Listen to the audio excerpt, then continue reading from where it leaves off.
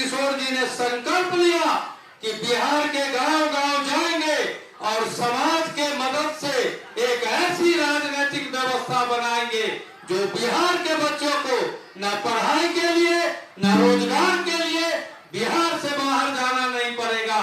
यही जनता का सुंदर राज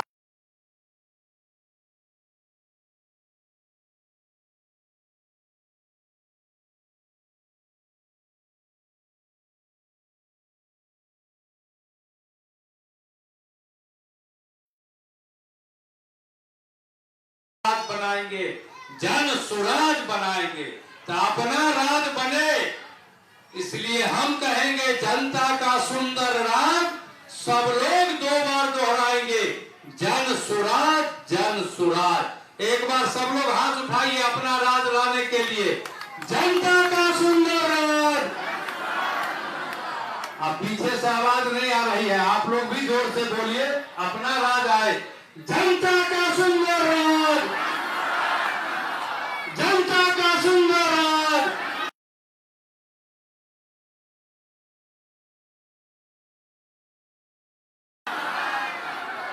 अब जिनको सुनने के लिए आप अपने घरों से चलकर आए हैं, 1 घंटा से इस गर्मी में बैठे हुए हैं और यहीं से आप पदयात्रा करते हुए प्रसाद जी भी चलेंगे, आप भी पदयात्रा में साथ चलेंगे ताकि आपके बाल बच्चों के चेहरे पर भी लाली आए, उसके जीवन में भी खुशहाली आए, गरीबी से निकलने के रास्ते बताएंगे और जो समस्या आप लोगों ने गिनवाया है उसका समाधान कैसे होगा ये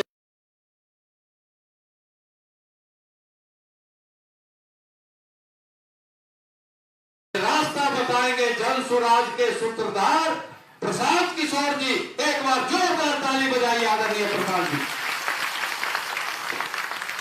नमस्कार। आप सबका यहाँ आने के लिए बहुत बहुत शुक्रिया, आपका हृदय से आभार कि आप समय निकाल कर इतनी गर्मी में आए हैं, मुझे मेरी बात कहने का अवसर दे रहे हैं। मेरा ही नाम है प्रशांत किशोर, हम कोई नेता नहीं हैं। अभी हमसे पहले लोग बड़ा बड़ा बात बता रहा है कि प्रशांत किशोर आपको बताएंगे, ऐसा व्यवस्था बना देंगे कि आपके बच्चों के लिए पढ़ाई रोजगार यही मिलेगा। हम आपको सबसे पहले कह देते हैं, एक प्रशांत किशोर को छोड़िए, 10 प्रशांत किशोर आ जाएंगे तो भी ये व्यवस्था सुधरने वाला नहीं। हम कोई किसी का व्यवस्था नहीं सुधार सकते, हम आपको अपने अनुभव से वो रास्ता बता सकते हैं कि क्या करने से आपकी जिंदगी सुधर सकती है, क्या करने से आप गरीबी से बाहर निकल सकते हैं। उस बात को आप सुनिए, समझिए, ठीक लगे तो अपनाइए और न ठीक लगे तो जैसे जिंदगी चल रहा है वैसे चलाइए। हमारा कोई दल नहीं है, हम वोट नहीं मांगते। लोग कहता है भैया वोट काहे नहीं मांगते, वोट नहीं मांगिएगा, विकल्प नहीं होगा तो बिहार सुधरेगा कैसे। तो ये बीपी मंडल जी की जमीन है। आपको याद होगा इस देश में सबसे बड़े नेता हुए महात्मा गांधी। गांधी जी ने देश को आजाद कराया। गांधी जी ने आपसे और आपके पूर्वजों से वोट नहीं मांगा, वोट लेकर सरकार बनाकर गांधी जी ने देश को आजाद नहीं किया। गांधी जी ने समाज को जगाया, आपको ये बताया कि आजादी आपका अधिकार है और कैसे सत्याग्रह के माध्यम से गरीब, अगड़ा पिछड़ा, हिंदू मुसलमान हर व्यक्ति साथ में आकर अंग्रेजों को हटा सकता है। तो हम आपको अभी रास्ता बताएंगे गरीबी से निकलने का। वोट क्यों नहीं मांगते हैं? क्योंकि दुनिया में वोट मांगने वाला बहुत आदमी है। हर 1-2 साल पर कोई ना कोई आपके पास वोट मांगने आता है। जो आता है कहता है हमको वोट दे दीजिए, हम आएंगे, आपका सब कष्ट दूर हो जाएगा। अभी 2 घंटा से हम आपका सुन रहे हैं, आप अपनी अपनी समस्या गिनवा रहे थे। 40-50 बरस से आप वोट दिए, नेता लोग यही कहा हमको वोट दे दीजिए, सुधार देंगे।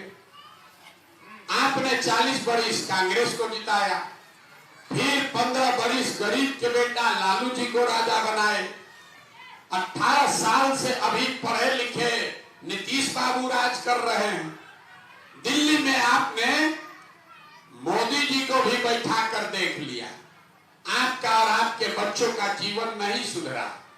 तो अब कोई आए हैं प्रशांत किशोर, अगर आप हमारी बात सुनकर हम पर भरोसा करके हमको वोट दे दीजिएगा तो इसका क्या गारंटी है कि जीतने के बाद हम आपके साथ धोखा नहीं करेंगे। अरे जैसे पहले का आदमी आपको ठगा, हम भी आपको ठगेंगे। वोट से पहले तो सब बढ़िया बतियाता, वोट के बाद आपको नहीं पूछता, इसीलिए हम वोट नहीं मांगते।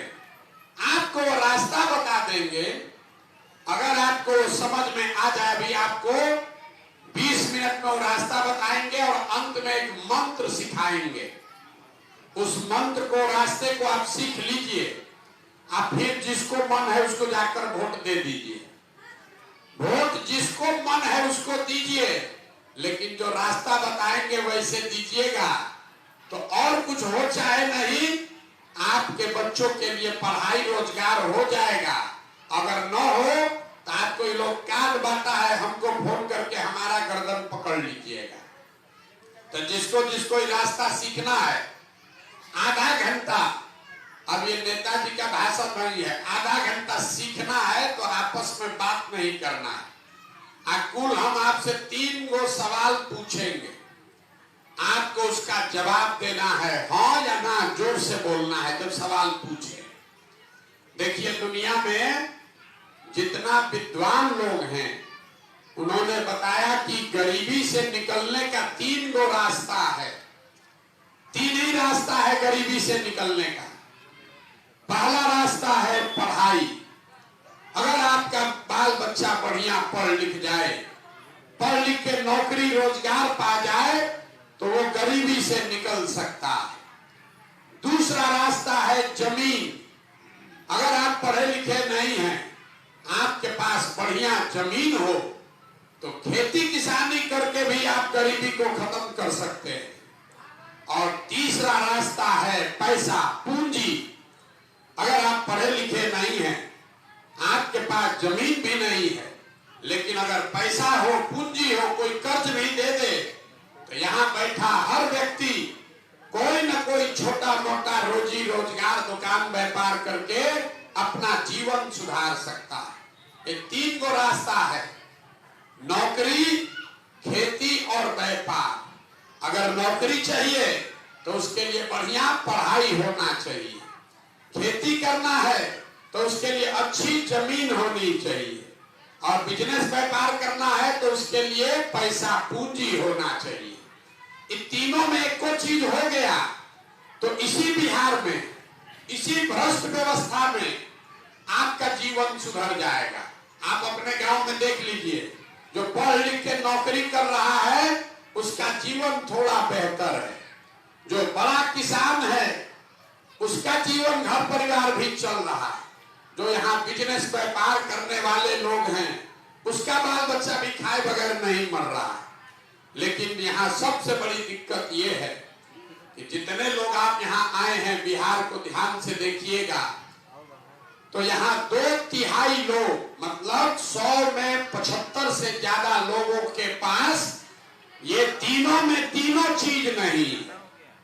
जो यहाँ गरीब है उसके बच्चों के पास पढ़ने का सुविधा ही नहीं है। गरीब का बच्चा जाता है स्कूल में पढ़ने, वो पढ़ता नहीं है, खिचड़ी खाया, गुरुजी इधर उधर दौड़ाए, 10, 11, 12 बजते बजते बच्चा स्कूल से बाहर, रोड पर, घोड़ा पर। आप में से कुछ लोग हैं जो अपने बच्चा को प्राइवेट स्कूल में पढ़ा रहे हैं, आपके बच्चे को भी नौकरी नहीं मिल रही। वो क्यों? वो इसलिए कि स्कूल आप भले सरकारी में पढ़ा दीजिए, कॉलेज तो आपके बच्चे को सरकारी में ही जाना पड़ेगा। स्कूल आप भले प्राइवेट में पढ़ाइए, कॉलेज उसको सरकारी में ही जाना पड़ेगा। तो जो बिहार में व्यवस्था है, इसमें स्कूल में खिचड़ी बट रहा है, कॉलेज कॉलेज से एमए बीए का डिग्री बट रहा है, पढ़ाई दोनों में कहीं नहीं हो रहा है। तो जब आपका बच्चा पढ़िए नहीं रहा है तो चाहे लालू जी राजा बन जाए, कि नीतीश बन जाए, मोदी बन जाए कि प्रशांत किशोर बन जाए, आपके अनपढ़ बच्चे को कोई डॉक्टर, इंजीनियर, कलेक्टर नहीं बना सकता है। उसको जीवन भर मजदूरी, खेती ही करके जीवन बिताना पड़ेगा। तो यहाँ रहने वाले ज्यादातर लोगों के पास पढ़ाई की व्यवस्था नहीं है। दूसरा रास्ता बताए खेती का। खेती से आपका जीवन काहे नहीं सुधर रहा है? आपने बताया कि आपके बच्चे गए हैं पंजाब में मजदूरी करने। पंजाब में खेती करके लोगों ने इतना पैसा कमा लिया कि आपके बच्चे जाते हैं पंजाब में मजदूरी करने, और यहाँ पर जो खेती कर रहा है उसका खाने का लाला पड़ा। ऐसा क्यों?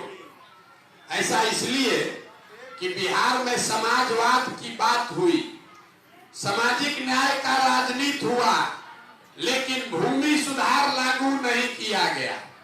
यहाँ गरीब को जमीन नहीं मिला। तो बिहार में रहने वाला, याद रखिए, जो 100 परिवार